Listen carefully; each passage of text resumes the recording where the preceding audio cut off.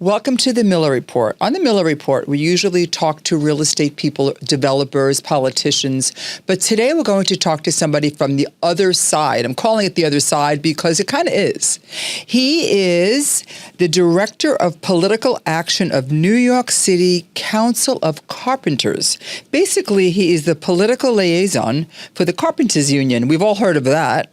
So I want to welcome Kevin Elkins to the Miller Report. Thank you, so Kevin. Sorry about the UN today, and I hope it wasn't too tough getting here. We're right in the middle of it. No, it's all right. We took the subway. Okay, good.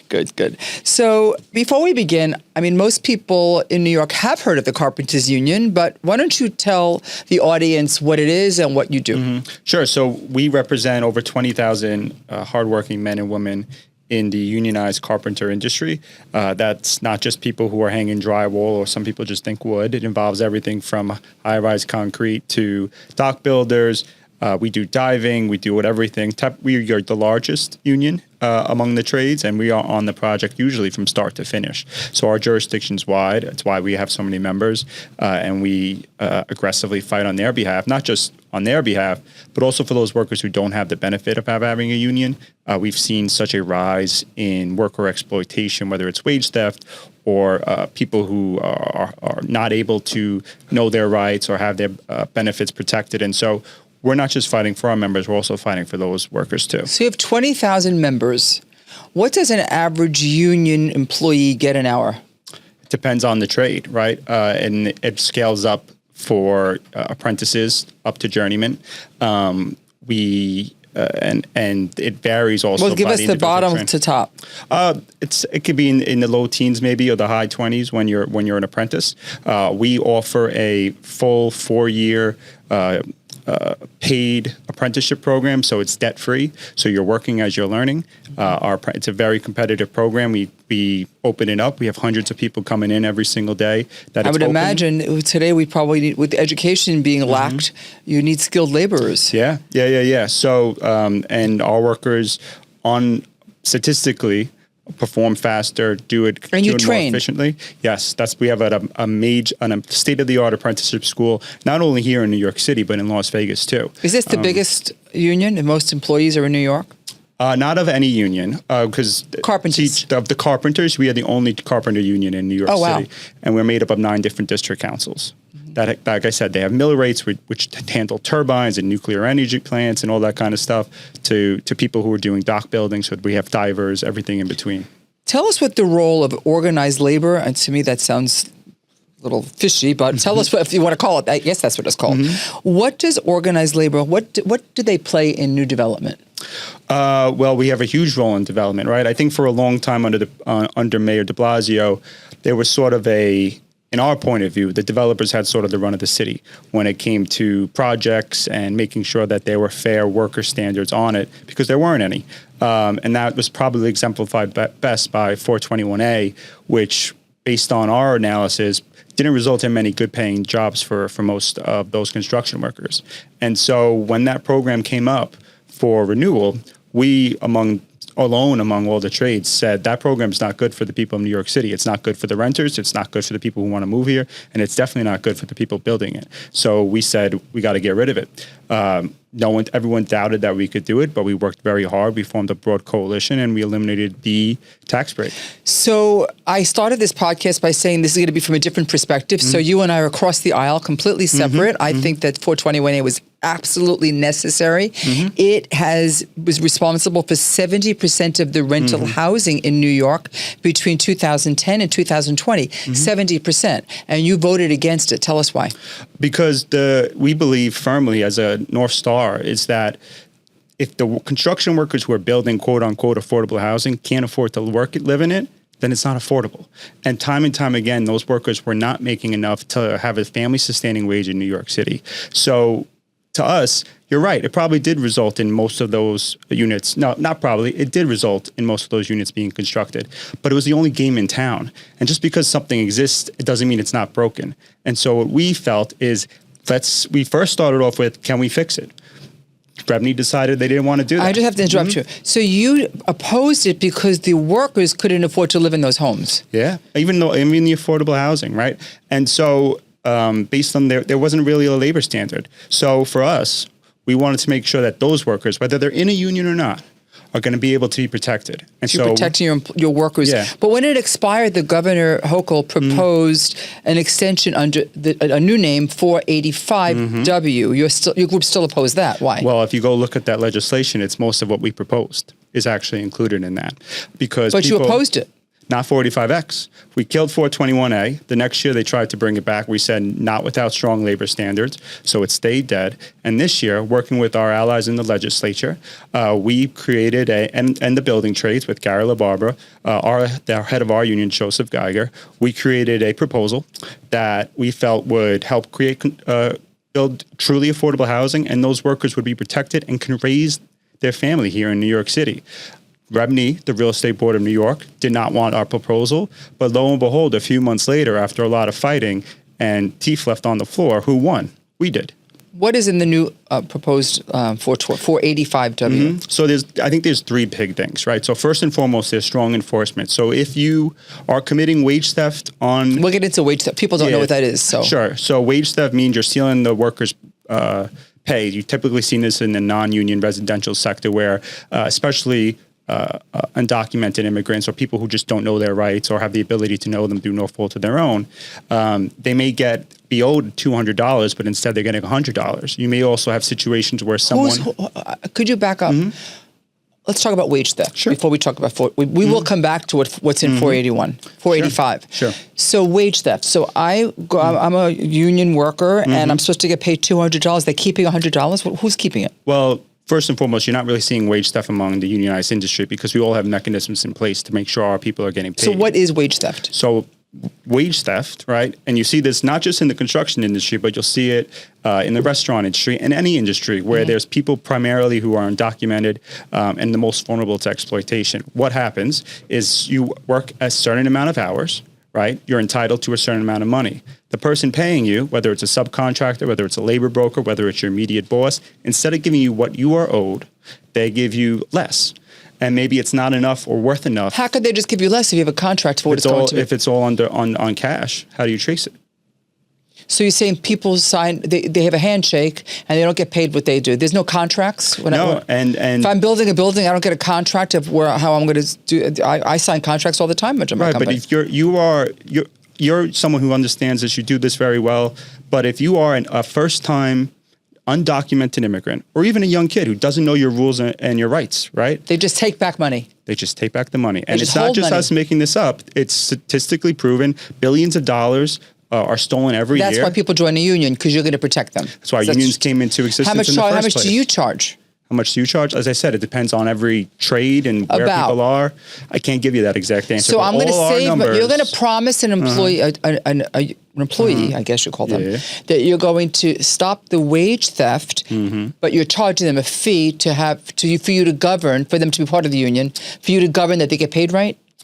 Are you talking about member dues? Yeah. Member dues are paid to fund the union and make sure that everybody's rights are protected, that we have the ability to operate and not just protect what we have, but advance and expand. And because when we have more work available to us, more apprentices can come into our industry. Yep. And people who join our union, they have that middle class job. Construction workers in New York State used to be a guaranteed ticket to the middle class, right? And not only to get there, but stay there. Now, 25% of construction workers in New York State, they don't have health care. More than close to 30% have to rely on welfare. So we're paying through our taxes because we're not willing upfront to pay our construction workers what they deserve while they risking their lives and limb to build this city. So we make no bones about it that we are aggressive in making sure that those workers... How much are the membership fees, Kevin?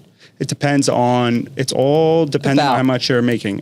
I don't know. I don't have that specific answer for you because it depends on each individual member and each individual trade and how many hours they're working and all that kind of stuff. A lot of technicalities go into this to make sure it's fair. And so we make no bones about it, that we are a strong organization, a well-funded organization, and that's why we are successful in Albany and have been kicking taking names and kicking down doors and making sure that workers are finally being re-represented in the halls of power in New York State. And we're getting results, as I said, with 485X. That proposal on the labor standards, it's what we rewrote. So tell us what that is. That construction workers in New York City, when they're taking advantage of this 485X program, if it's on a building with more than 150 units, they all earn a fixed rate, whether they're in the union industry or the non-union industry. And why is that important? Because now everybody knows the game. Everyone knows what they're entitled to. Everybody knows going in how much this project is going to cost.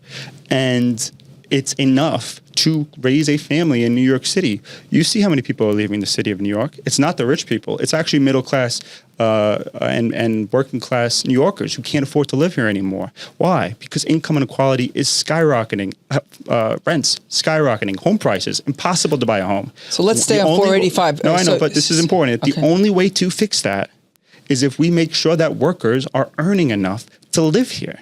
We have to also make sure the landlords make a profit, or the way they won't build buildings. There'll be nothing to talk about. We have no problem with people making profit. We encourage it. We work with developers all the time. You and I both know that if it's going to cost a developer 50% more to pay the employees, and they can't charge 50% more because the city's going to tell them how much rent they could charge, they're not going to build. I'm glad you brought that up, because for the past 4 or 5 years, right?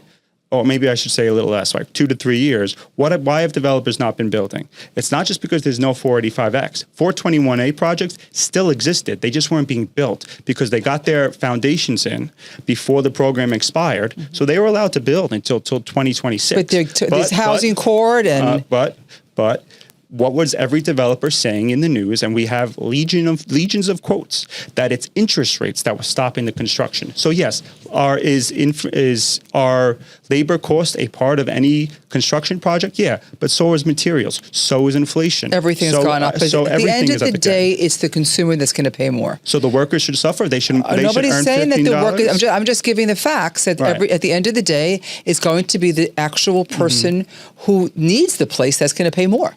Right. And a developer's going to have to charge more, and everybody's going to have. It's just price is going up. But that's simple. But if a developer earns 12% instead of a 15% project, I'm supposed to cry my eyes because of that. Why can't we all, as Americans here and as New Yorkers who believe in the strong economic foundation for this city, ensure that everybody is getting ahead? Why is it a zero-sum I think game? that this is a large conversation, starting from where you build the building. When you want to build a building, I think the bottom line is that if I'm going to invest in your building, I should not be told how much I can rent it for. And I should not be told that if a tenant can't pay rent that I cannot evict them. I should not be told that if there's a murderer in my building that I can't check their criminal background in order to evict them. These are things that are way out of whack here. And yes, I understand that employees have to get paid, but this has become a much larger problem. And as a developer, I think that capitalism is being taken away from a developer. And I don't see why a developer would want to build if they can't evict their tenant. The prices are going to go up, and they're capped how much they could charge. Look, I'm not going to take a position on good cause eviction. What I will say is if you read the actual statute, there's a whole list of how you can evict your and it takes tenant. 2 years to get into housing court. I have developers now I work for that literally have about 4 to 5 million in arrears, and they can't get to court for 2 years. I love that you brought that up for 2 reasons. One, I think we could both agree housing court needs a ton of judges that they don't have right now because it takes too long because of the backlog to get through these cases. The second thing is, now that it's in statute, how you can evict, all the reasons and how quickly you can evict those tenants, it should be a much easier way to get through the housing system. You can't. I'm glad we agree on something, Kevin. Yeah, we're all about agreeing here, and so, but you're right. But we at the union, right?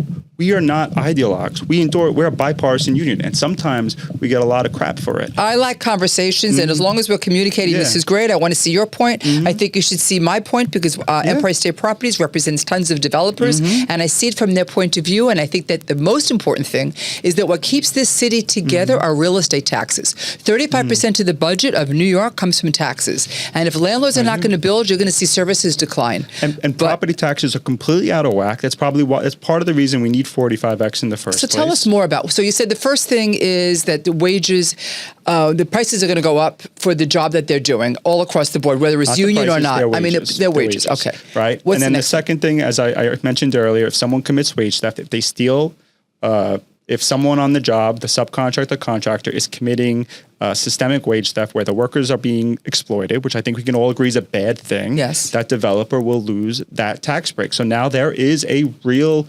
punishment in place. How do you enforce that? Well, if someone commits wage theft, we bring it to the district attorney's office, or if we bring it to the comptroller's office. And how do we find it? Yeah. We have a whole organizing department. Part of what member dues go to is hiring organizers who go out to job sites that are non-union, talk to the workers, make sure they know about their rights, make sure they understand That's good. The protocols in place to protect them. Did you know that wage theft, right? If someone stole your wages for $2,000, but instead of stealing it out of your pocket, your purse, one's a felony and one wasn't. It took until we got involved last year. We made it so that if someone is stealing $2,000 from you, whether it's your wages or whether it's out of your pocket or another kind of theft, it's a felony no matter what. So now we are putting in the rules of the road so that it's no longer the wild, wild west out there, and every worker, union or not, is going to have a baseline of protection so that everyone can get ahead. Particularly now when you have so many people that are immigrants and don't speak the language, they're going to need this. So I hear you on that. I'm not going to back off on the developers. They need to keep making money and keep building. We want developers. We want cities to have a lot of cranes, and we need that. Let's go back. Let's go back to Rebney. We know they represent developers. I also read that you were disappointed in their last negotiations. Tell us about that. Sure. So I think in any given negotiation or conversation like this, you have clear principles you don't cross, but you got to get to a deal. And there's a way to go about doing it. We have a strategy of being honest brokers. We'll give you data, even if it's not always great for us. Did you say broker? Honest broker, right. Like honest, in these negotiations. Rebney had a different strategy up in Albany. And because of that, a lot of the elected officials stopped trusting what they were saying. I think we have to dumb it down for my audience. Sure. So first of all, tell us what Rebney is. Sure. And tell us what the negotiations were about, and then we can go from there. Sure. So it was the big housing negotiations that occurred last year. It was a landmark deal that came as a result of it. From the Real Estate Board of New York. They were not happy with that deal. We think it was a step forward. So Rebney is the Real Estate Board of New York. They represent a lot of developers, if not most of them in the city. They are a very powerful organization that spends a lot of money because they have people, billionaires and millionaires as a part of it. Nothing wrong with that, but they do come with a tremendous amount of power. You're wearing nice shoes and a nice suit, so I know you like some nice things. Yeah, I'm a capitalist. I'm a capitalist. But when that power is unchecked, imbalances occur. Same way going the other way, right? If the left has too much power, that's not good for anybody either, right? Balance. We're that balance to Rebney. And we started hoping that there would be a good faith exchange of ideas. They decided instead that they can get it done. They thought the governor... What kind of ideas? Exactly what happened with 45X. Yeah, I want to know what happened. The higher wages, right? For our workers, for all workers, not just the members, strong wage enforcement, and that the unit threshold when those wages would kick in would go down from 300 to 150, right? So those three principles, and we wanted to expand the map where those standards would apply. Those four principles form the baseline of our proposal to them. They dismissed it out of hand, gave these silly ideas that include this system called the average wage, which is what 421A had. And what that is, it's not exactly like this, but I'm going to simplify it so that everybody can understand it, is that every worker on a construction project, at the end, all their wages would be added up, and then it would have to average out to a specific number. So if it's $50, you're going to have people making $100, and not a lot of it because it's an average, right? It's going to come down, and then a lot of people not making anything at all. And that's wrong. Just because you want to have and it was vulnerable to massive amounts of fraud. Comptroller Brad Lander just completed one audit. That's how complicated this system is. And he found $32 million worth of fraud and wage theft on one project. There are thousands of 421A projects. Can you imagine what's going on in the city? So you're going after all the developers saying that they were taking money from their... Not all. Not all. So how are you Some. picking and choosing which to audit? I believe the controller has the ability to audit all of them. We're not doing it. If we do find moments of wage theft, through our organizing efforts, we do share that with the authorities. And sometimes that instigates a lot of these audits and investigations. Rumor has it that Brad Lander's running for mayor. I guess you're going to endorse him. We have made no decision on who we're endorsing for mayor. We want to, whoever's going to keep this city safe and keep this city affordable. Two really important things to I think we both agree to the lifeblood of the how city. about services? Don't you want nice trains and safe streets? Yeah. And I think that's all a part of safety and affordability, right? That costs money. It does. We're all about it. I didn't realize you were going to support raising taxes. The money comes from the taxes. In order to get taxes, you have to have tenants and you have to have people building. And they're not going to build, so you will not collect any taxes. Look, anyway, if we're not building, our members aren't working.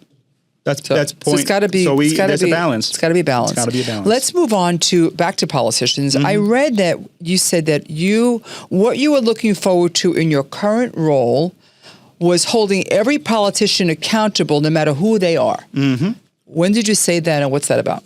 I'm not sure exactly when I said it, but that's just the North Star of how we operate as an organization. Whether you're on the left, whether you're on the right. So you think they're not accountable now? On workers' rights, I think there was a lot of people doing important work. We are now another person in that fight, and we're very aggressive about it. Probably the I could most tell. aggressive. Wow. So I need you on this side. But we do it in a fun way. But then, so we've gone after, for example, Charles Barron. Was very anti-union, very anti-development, not doing his job for his constituents.